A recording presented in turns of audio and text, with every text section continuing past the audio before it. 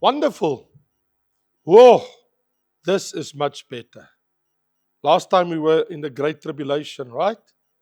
That was terrible. Now we're going into the millennium reign of Christ, the 1,000-year peace on earth. Thank God there's coming 1,000 years of peace on earth.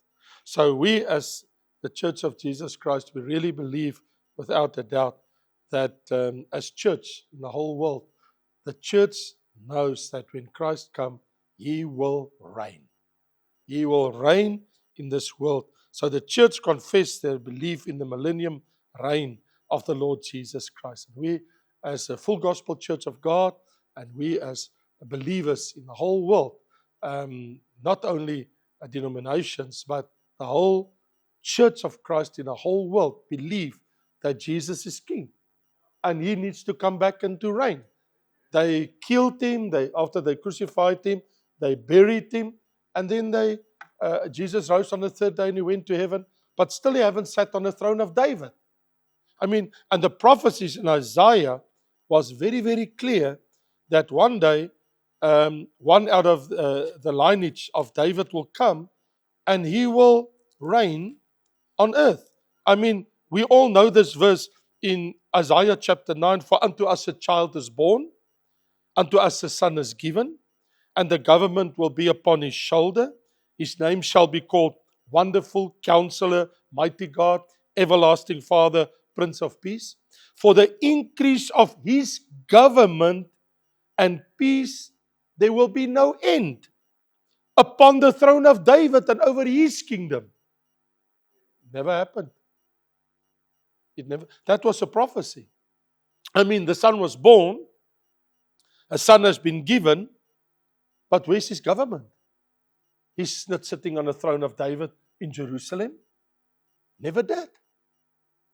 So, and to establish it with judgment and justice, never happened. Only half of the prophecy has been fulfilled. I mean, even if you go to Isaiah chapter 11, there shall come forth a rod from the stem of Jesse, which speaks about the Christ that would come, and a branch shall grow out of his roots. That's a bearing on Christ. The Spirit of the Lord shall rest upon Him, the Spirit of wisdom, understanding, counsel, might, knowledge, and of the fear of the Lord. It's upon Jesus. And then we read from verse 6, the wolf also shall dwell with the lamb, and the leopard shall lie down with the young goat, and the calf and the young lion and the fatling together, and a child shall lead them, and the lion shall eat straw like an ox, and a child shall play by a cobra's hole. A very poisonous snake, and nothing will happen. It never happened. Where's all these prophecies in their fulfillment? So, my friends, that is why the 1,000-year reign of Christ has to come. Before there's a new heaven, before there's a new earth, before the new Jerusalem comes from heaven, there have to be the millennial reign of Christ. And if you read your Bible, in like I last time told you, the Great Tribulation is from Revelation chapter 6 to Revelation chapter 19. And the moment you through Revelation chapter 19, where Jesus appeared from heaven for His physical coming on Mount of Olives and with the angels and judge the goat nations, and Israel will be saved because a king has come, a Messiah has come, and He finally appeared from heaven.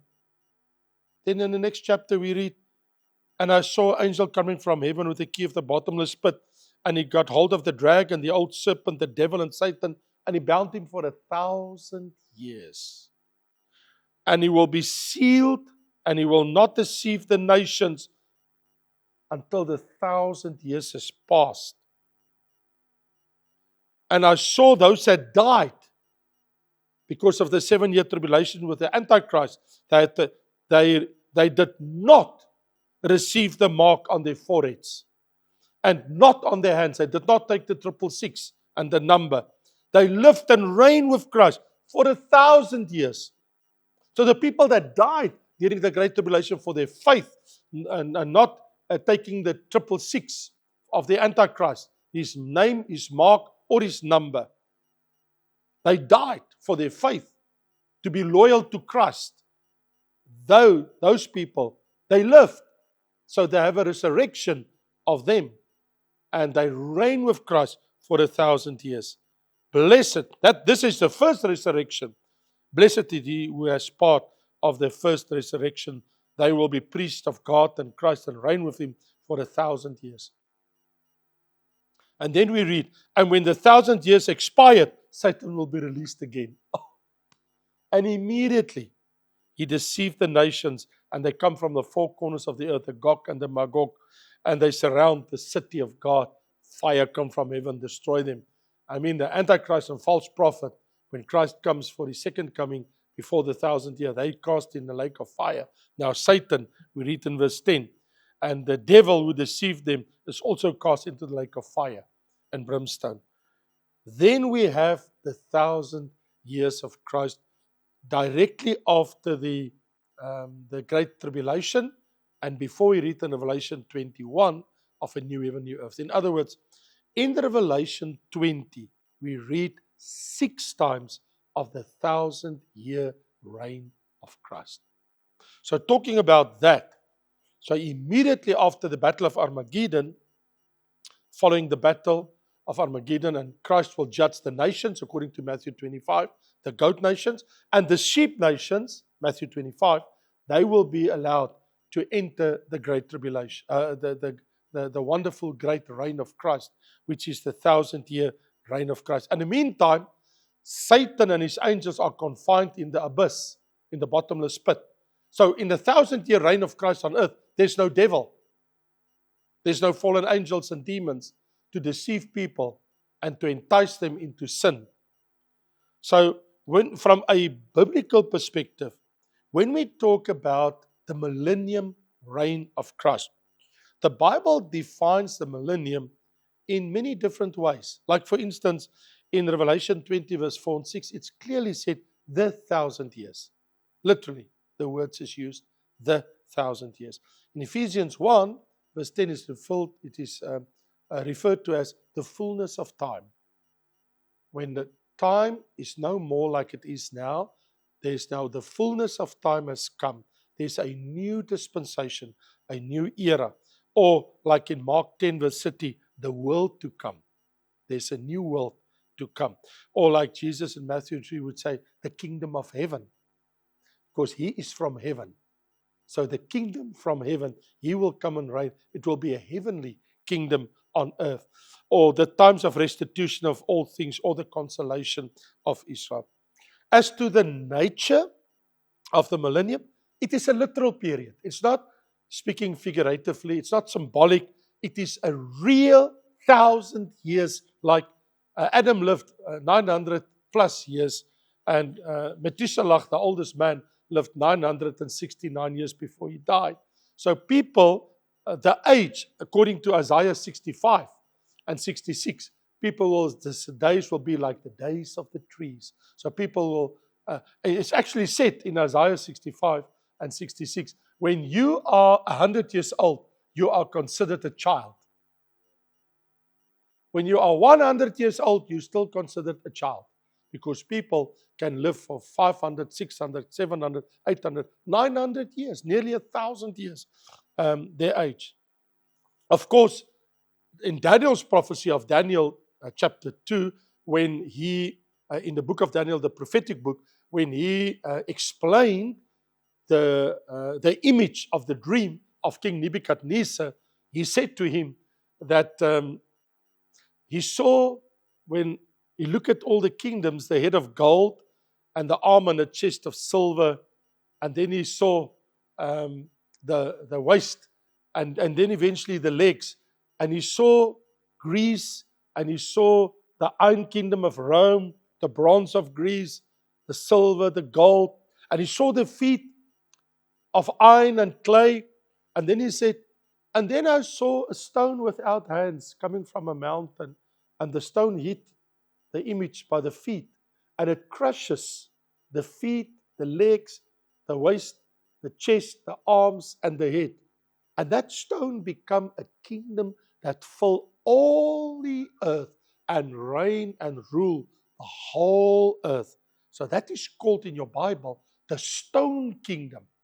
So when we talk of the millennium reign of Christ, is when it comes, because all these kingdoms, all of them give their power on the Antichrist as the last Gentile king in the 7-year tribulation.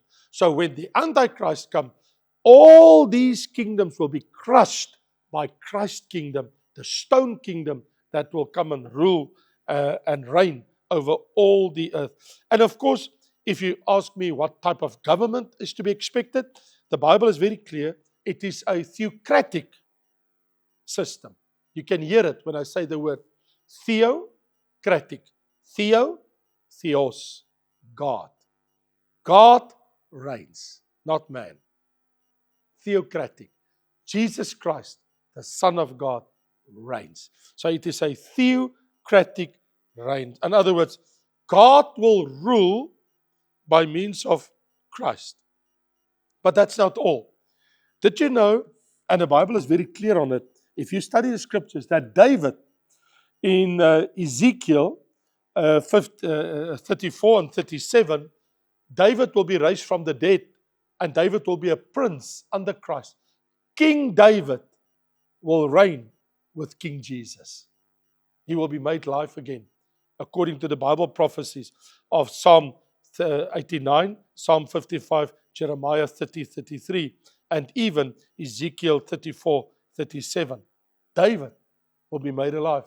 David will come and reign for the 1,000 years of Christ. And also the apostles. Remember in Matthew 19, they said, what is there for us? We gave everything and left everything behind for you. And Jesus says, when the regeneration comes, when I come to reign, you will reign with me and judge the 12 tribes of Israel. So the apostles, they're going to be back. Not only David representing the Old Testament, but even the Bible says, Jesus said, those that are lost, they will gnash their teeth when they see Abraham, Isaac, and Jacob in the kingdom of God. And they see David, and they see the apostles, but they themselves, they are cast out. Also, Israel will be the head of the nations, according to Deuteronomy chapter 28 and Isaiah chapter 2 and chapter 61. So Jesus will reign through the Jews. They will be the head of all the nations. So Israel's best time is still to come. Never came. Still to come. And of course, the church. Because the Bible says, if we are faithful, Revelation chapter 2 and 3, and Revelation chapter 5, and Revelation chapter 20, we will reign with Christ and be kings and priests. Even Revelation 1, He made us kings and priests. So those that get crowns, they will come and reign. I mean, it is a clear prophecy in the Bible, where the Bible says, those that conquer in my name and are faithful and receive crowns, they will reign and rule with me. So the bride of Christ, part of the church, will be definitely there to reign with Jesus Christ. And the seat of the government is not going to be Cape Town. It's not going to be Pretoria. It's going to be in Jerusalem. That's the city of God in the middle of the earth. So from where will Christ rule and reign the earth? No Donald Trump, not from New York. No, not from Florida. From Jerusalem.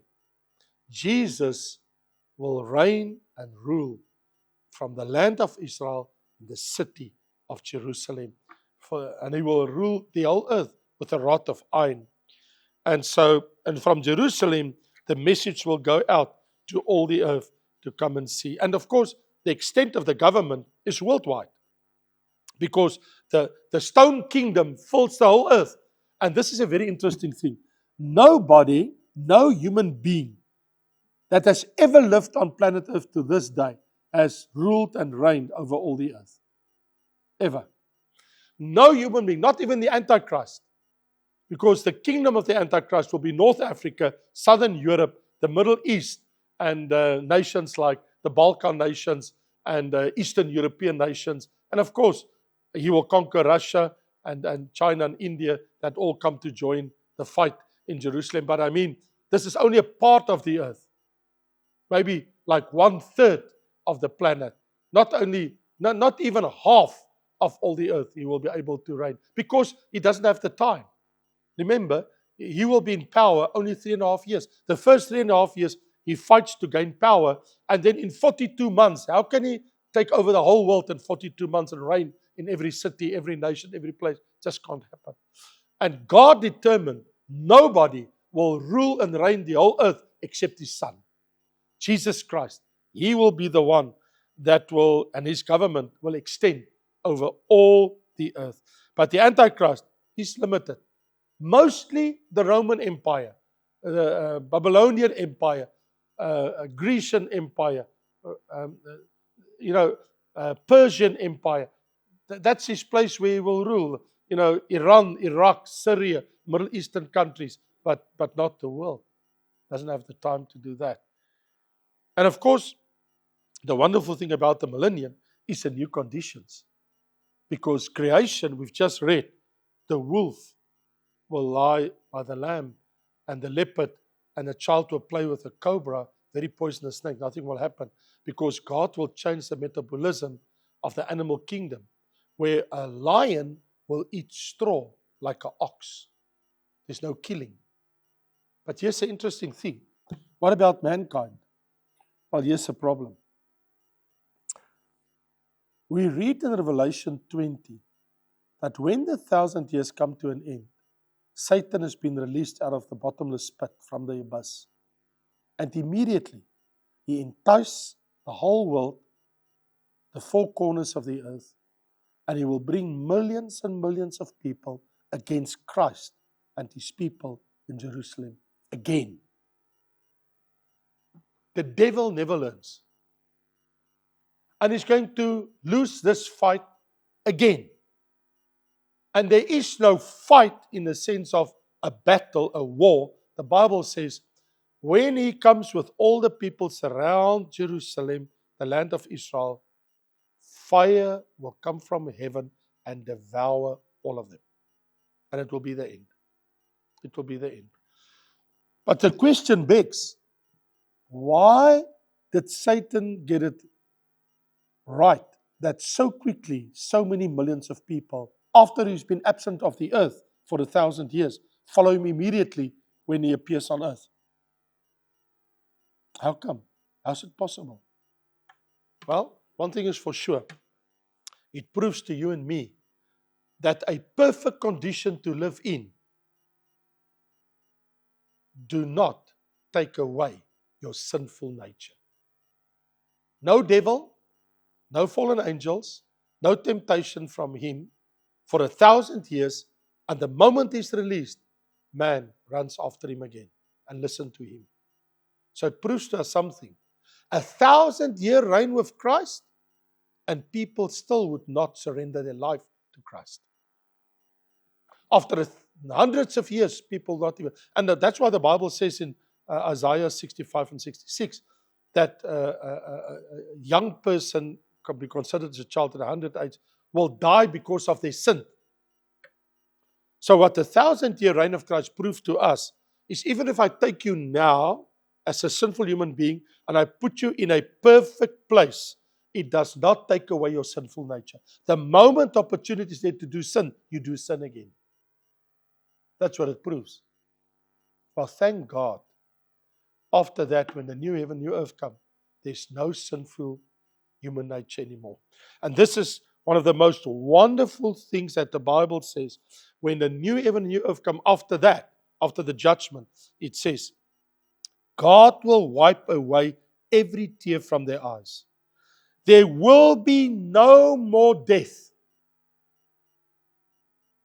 which means no more sin, nor sorrow, nor crying.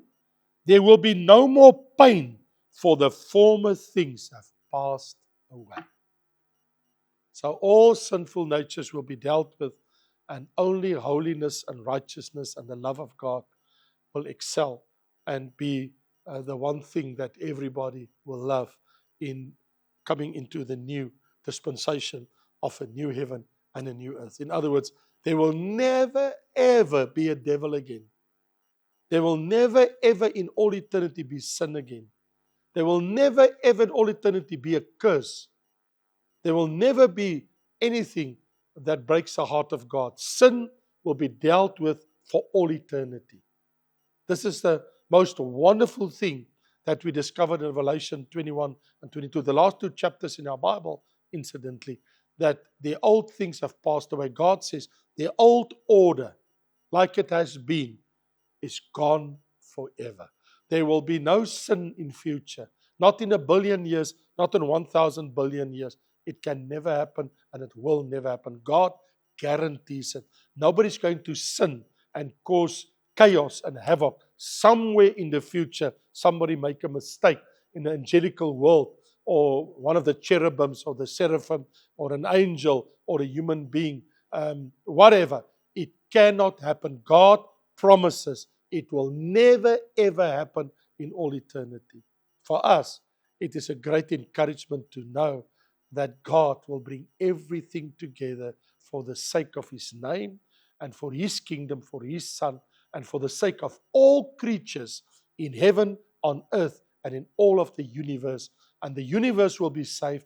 Everybody that's alive will be saved, and God will reign forever in the new era dispensation to come. But that I will deal with the next time we meet again.